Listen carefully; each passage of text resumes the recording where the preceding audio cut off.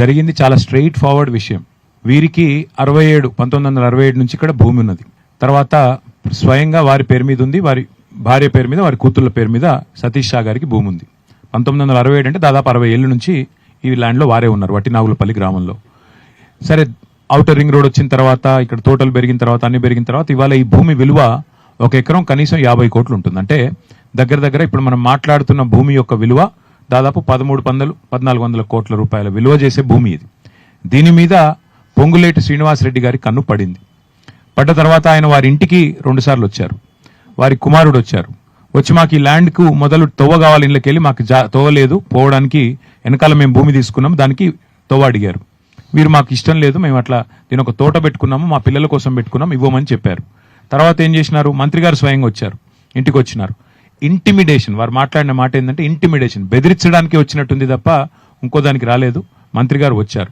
వచ్చిన తర్వాత వెంటనే ఏం జరుగుతుంది, మేము ఇవ్వమండి, మేము స్థలం ఇవ్వము, మాకు అమ్మే ఉద్దేశం లేదు, మా పిల్లల కోసం పెట్టుకున్నామని వారు చెప్పారు.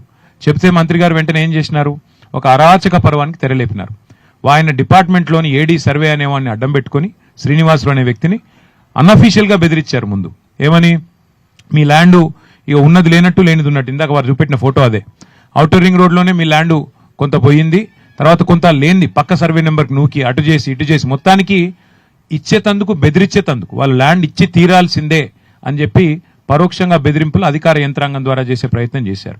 ఆ శ్రీనివాసులు అనే వ్యక్తి తర్వాత డిస్ప్రపోర్షనేట్ అసెట్స్ కేసులో దొరికాడు, 100 కోట్ల రూపాయలతో సహా దొరికిన వ్యక్తి ఆయన.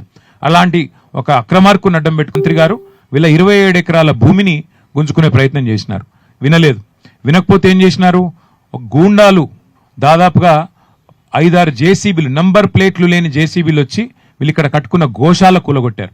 భయభ్రాంతులకు గురి చేసి ఇక్కడ పనిచేసే సిబ్బందిని అందరినీ ఉరికిచ్చినారు.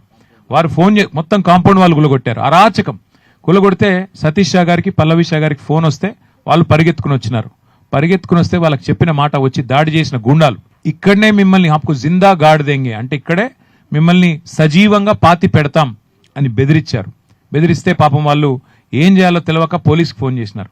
ఫోన్ చేస్తే మొదలు పాపం పోలీసులో ఒక సిన్సియర్ అధికారి ఉండే, హబీబుల్లా ఖాన్ అని, ఆయన హెల్ప్ చేశాడు.